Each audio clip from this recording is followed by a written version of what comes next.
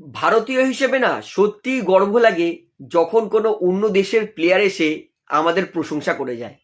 গতকাল India versus জিম্বাবুয়ের ম্যাচে ব্রেন বানেট তিনি আউটস্ট্যান্ডিং খেলেছিলেন।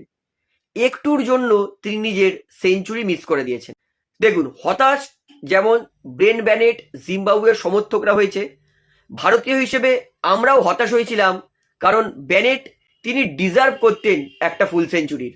ম্যাচের পর ব্যানেট তিনি ভারতীয় প্লেয়ারদের প্রশংসা করে বলেছে, আমি সত্যি বলতে আমার দেশ জিম্বাবুয়ের জন্য ম্যাচ জেতাতে পারিনি, সেই জন্য হতাশ ছিলাম, এবং কিছুটা হতাশ ছিলাম আমি আমার সেঞ্চুরিটাও পূরণ করতে পারিনি, কারণ এটা একটা ঐতিহাসিক মুহূর্ত হয়ে যেত আমার সারা জীবনের মতো।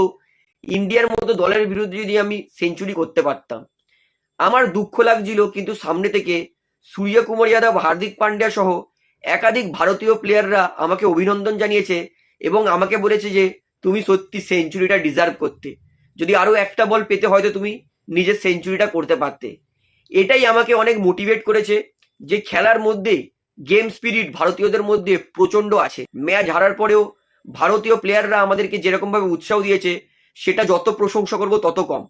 এবং ম্যাচের আগে এবং ম্যাচের পরে জিম্বাবুয়ের অনেক প্লেয়াররা ভারতীয় প্লেয়ারদের কাছে গিয়ে ক্রিকেট সম্বন্ধে নলেজ নিতে গেছিল এবং সবাই ক্রিকেট সম্বন্ধে ভালো করে বোঝাচ্ছিল যাতে জিম্বাবুয়ে ক্রিকেট ভবিষ্যতে আরো বেটার হতে পারে। তাই ভারতীয় প্লেয়ারদেরকে অসংখ্য ধন্যবাদ আমাদেরকে এতটা মোটিভেট করার জন্য। অর্থাৎ দেখুন, একটা অন্য দেশের প্লেয়ার এসে যখন আমাদের প্রশংসা করে যায়, কত দূরে জিম্বাবুয়ের ভারতের দূরত্ব কত, তারা আমাদের প্রশংসা করে যায়, কিন্তু আমরা আমাদের প্রতিবেশীর জন্য এত কিছু করি, কিন্তু দেখুন তারা একটা থ্যাঙ্কস পর্যন্ত বলে না। এই সমস্ত জিম্বাবুয়ে স্কটল্যান্ডের প্লেয়ারদের থেকে না, দেশের লোকেদের থেকে না, আমাদের প্রতিবেশীদের অনেক কিছু শেখার আছে। ভারতীয় হিসেবে সত্যিই প্রাউড লাগছে যে একটা অন্য দেশের প্লেয়ার এসে ভারতীয়দের প্রশংসা করছে। এটাই তো গর্বের, এই জন্যই তো আমরা ক্রিকেটটাকে দেখি।